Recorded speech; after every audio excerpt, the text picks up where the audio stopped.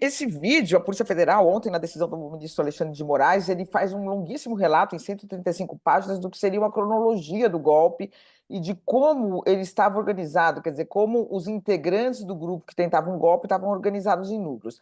E a Polícia Federal pontua essa reunião, Fabíola, como muito importante, porque era uma reunião que aconteceu em julho de 2022. Ali, apesar das pesquisas, o Lula estava na frente, mas ainda não se sabia exatamente, não se poderia adivinhar o resultado das eleições. Todo mundo sabe que um governo que tem a máquina na mão tem poder e tem capacidade de uma virada eleitoral, né? O Bolsonaro estava ali, o Tales estava dando os percentuais, mas o Bolsonaro chegou a 49%, quer dizer, subiu muito nas eleições.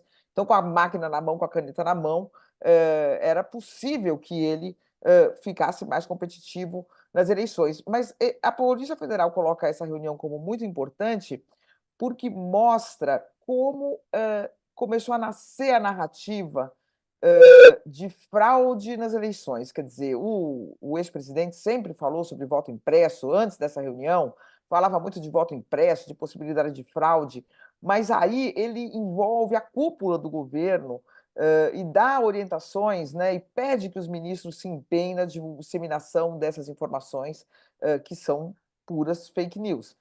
Então, a importância dessa reunião e a importância desses vídeos, ela é muito grande porque ela, na cronologia, ela mostra como nasce e toma corpo a narrativa, né? Mostra os bastidores de como isso foi feito, e justamente esse é um dos núcleos, né? E uma das estratégias. A narrativa justificaria um golpe, justificaria uma intervenção militar, justificaria um estado de sítio. Depois da narrativa vinham outros núcleos, os núcleos de incitação aos militares e desmoralização daqueles militares que não aderissem ao golpe, viriam outros núcleos, os núcleos das coisas concretas, como botar tropas na rua mesmo, núcleos de mobilização, núcleos de coleta de informações sobre o Alexandre de Moraes, mas tudo nasce da narrativa. Sem a narrativa, o resto não poderia acontecer, né? Então, daí é a importância de se ver e de ver como a Polícia Federal e o ministro Alexandre de Moraes colocam o Bolsonaro como uma figura central, quer dizer, ao dar essa importância a essa reunião, não era uma reunião, a Polícia Federal não está considerando uma reunião amalucada, uma reunião de bravatas, ela está considerando uma reunião estratégica e uma comprovação de como o Bolsonaro estava no núcleo e no comando dessa organização para se tentar um golpe. Então, poderia um juiz, um outro juiz, ou podem os advogados do Bolsonaro falar: isso são só palavras, golpe se dá com tropa na rua, golpe se dá com armas, aquilo eram só palavras, bravatas. Mas não é a leitura que o Alexandre de Moraes está tendo, não é a leitura da Polícia Federal e nem do Ministério Público. Então, a reunião ela tem um peso grande, porque ela é considerada um elemento de prova muito contundente do envolvimento do Bolsonaro nessa tentativa de golpe. Fica tão indignado, né? E ele tem ali a participação de vários militares nessa reunião, o que traz essa gravidade para isso. Tem um dos trechos também, a gente vai pegar aqui um outro trecho dessa reunião, que foi divulgado hoje, da própria Bela Megali, falando o seguinte: Bolsonaro na reunião diz: olha os traíras que já passaram pelo nosso governo, inclusive militares. Ele, nesse trecho, ele fala dessas pessoas que já passaram pelo governo e ele fala, tem um militar aí que tinha o interesse em comprar armamento em Israel e conta essa história. Vamos até assistir esse trecho da reunião. Vocês são alvos para qualquer coisa também. Olha o Milton aí pagando um preço aí. Olha o Pedro da Caixa pagando um preço também. Olha os traíras que já passaram pelo nosso governo, inclusive militares. Um militar general aí tinha interesse lá em compra de armamento em Israel, através do seu respectivo filho, daí vira inimigo mortal da gente. Olha o outro que foi aqui, porta-voz. Ficou um ano sem fazer porra nenhuma aqui, porque eu acabei com a figura do porta-voz. Mas quando ele foi embora, não interessa o motivo, virou um grande escritor de jornal para sacanear a gente. Olha o outro traíra que eu mandei para os Estados Unidos, deu emprego para ele $22 mil por mês, né, Paulo? O outro irmão dele, $10 mil por mês, e o cara é meu inimigo. E alguns preocupados em ser preso. Não vai ser preso. Ele está pronto para fazer uma delação premiada no Supremo. O que ele vai falar? O que está na cabeça dele. Tá aí, esse é um outro trecho também, ele falando sobre os militares, os traíras que já passaram pelo nosso governo. Eu acho que o segundo vídeo também é muito bom aqui, volta aqui acho que na reportagem da Mônica Bergamo também, que tá super bom esse vídeo, no qual ele fala do STF, né? Esse segundo vídeo que ele fala do STF e que ele fala... todos aqui têm a inteligência acima da média. A gente pode colocar esse vídeo, é muito bom aqui. Todos têm inteligência acima da média. Todos aqui, como todo o povo ali fora, tem algo a perder. Coloca esse daí pra gente assistir.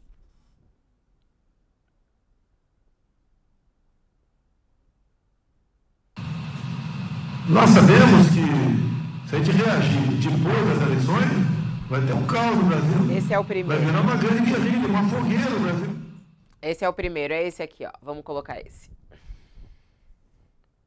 Que a esquerda dos caras trabalhando, vai ganhar eleições. Não adianta eu perder a posição dos brasileiros, vou mostrar como e por quê. Alguém acredita que em Fachin, Barroso, Alexandre de Moraes, alguém acredita? Se acreditar, levanta o braço.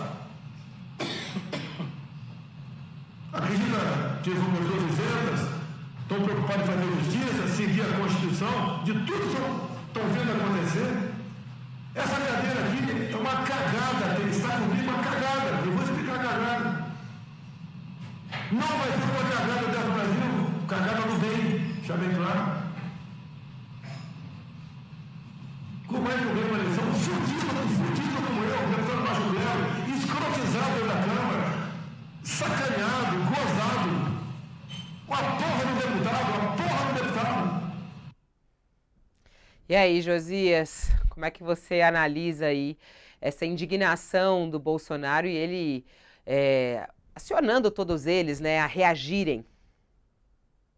Essa conversa tinha um propósito, né, Fabiola? O propósito era que o Bolsonaro pressionasse os seus ministros, os civis e os militares, a endossarem, a avalizarem publicamente o discurso dele, que era um discurso de desqualificação das urnas, desqualificação daqueles que passaram pela presidência do Tribunal Superior Eleitoral, Fachin, Barroso, Moraes, e ele pressionava os seus ministros para endossarem isto como uma forma de apresentar essa perspectiva de fraude e sustentar o ambiente que levaria à intervenção militar desejada por ele, tramada por ele, né? Então, essa reunião se insere nesse contexto, ou seja, tem método na coisa, mas isso era uma conversa de botequim mesmo, né?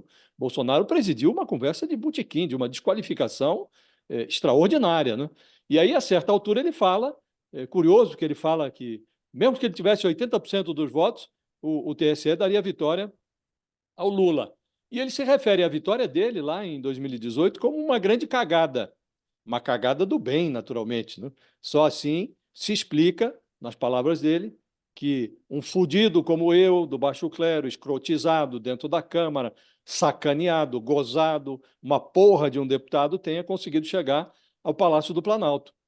E esse realmente é o fenômeno que a historiografia ainda está por explicar, Fabíola. Daqui a uns 200 anos, quando a posteridade pudesse pronunciar sobre essa delinquência golpista dos dias atuais, sem sofrer emboscadas do ódio, a história vai fascinar os brasileiros do futuro, né, ao mostrar esse vídeo do golpe, né?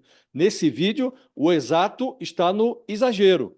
Agora, por sorte, a história também vai contar que a maioria do eleitorado, em algum momento, percebeu que essa mistura de vulgaridade com autoritarismo que está presente na personalidade do Bolsonaro precisava de uma resposta. E aí o eleitorado disse, ou a maioria disse, que cagada tem limite, né? Agora, esse contexto era o que o Bolsonaro queria fabricar, o contexto de um caos, o contexto de uma perspectiva de fraude, tudo isso para justificar o golpe que ele não conseguiu dar, né? Então, a reunião tem essa importância e, de fato, é uma prova documental da delinquência do presidente, que é muito eloquente, né? E vai ser usada como uma das peças que levarão o Bolsonaro e os seus cúmplices para a cadeia. Hoje não tem muita dúvida em relação a isso, Fabiola. Bolsonaro e os cúmplices estão a caminho do xadrez. Ô, Mônica, na sua coluna você destaca bem essa citação que ele faz aos ministros do Supremo Tribunal Federal, né? E ele fala: vocês Uhum. acham que eles são isentos? E no relatório, esse relatório de 135 páginas da Polícia Federal, traz também um monitoramento, né, de Alexandre de Moraes e a tal minuta do golpe também, a prisão de Alexandre de Moraes, que ele faz questão de manter ali. Como é que você vê esses ataques ao Supremo Tribunal Federal, ao presidente do Tribunal Superior Eleitoral de Bolsonaro? E esse vídeo, por exemplo, pode ser uma prova disso, de ataque ao STF? Olha só, Fabíola, eu acho que os ataques ao STF eram públicos, notórios. O ex-presidente nunca escondeu esses ataques, nunca fez questão sequer de amenizar esses ataques. Ele foi para a Avenida Paulista num 15 de novembro, um ano antes dessa reunião aí, e falou, chamou, se não me engano, Alexandre de Moraes de canalha, pede para sair, citou 1 milhão de pessoas, era o número que eles davam, de 500 mil a 1 milhão, contra o ministro Alexandre de Moraes, falava coisas horrorosas do ministro Luiz Roberto Barroso, atacava o Edson Fachin. Então, eu acho que esse vídeo ele não traz novidade nesse sentido. O que esses vídeos eu acho que tem de importante é que eles foram inseridos no contexto de uma investigação que busca provar que existiu uma tentativa de fato de golpe no Brasil.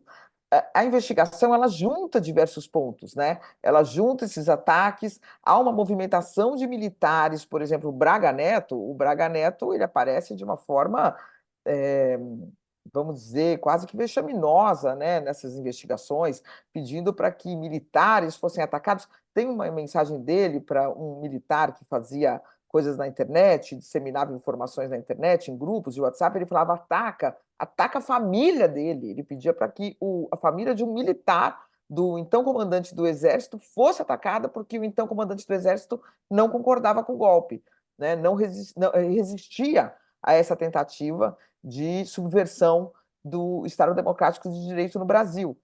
Então, quer dizer, a Polícia Federal junta essa reunião com vários outros indícios e conecta essa reunião e essas falas a atos concretos de outros grupos para que um golpe fosse consumado. Essa que eu acho que é a gravidade, não é? A reunião, vamos dizer que se fossem vídeos que tivessem desligados de uma investigação e que a gente tivesse acesso aqui, seriam vídeos, olha como o Bolsonaro estava desesperado, olha como ele estava maluco, olha como ele estava inconformado, olha como ele tentava fazer os ministros irem às ruas para falar mal do sistema eleitoral. Só que não era apenas isso. A Polícia Federal conecta essas falas a outros atos e a outras iniciativas de militares, de Braga Neto, de Augusto Heleno, o general Augusto Heleno fala nessa reunião que estava infiltrando agentes da ABIN nas campanhas dos adversários. O próprio Bolsonaro, que não é conhecido por ser uma pessoa contida, né, e cuidadosa, pede para ele parar de falar. Tal a gravidade do que ele estava falando ali, de infiltrar agentes da ABIN na campanha dos adversários, ou seja, usar o Estado para se infiltrar e para investigar e para vigiar campanhas de adversários, dando uma vantagem ao presidente da República na competição, porque ia ter informação das campanhas, coisa que as outras campanhas não podiam fazer com ele. Então, eu acho que a importância dessa reunião é muito pelo que o Bolsonaro fala, sim, mas a gente já tinha visto ele falar em on, diante dos microfones, coisas parecidas, mas a importância é porque ela está no contexto de uma investigação e ela é parte, a Polícia Federal coloca ela como parte de diversos atos que foram sendo, de um arsenal ali que foi sendo disparado para tentar minar o sistema democrático e virar a mesa, como disse o general Augusto Heleno, virar a mesa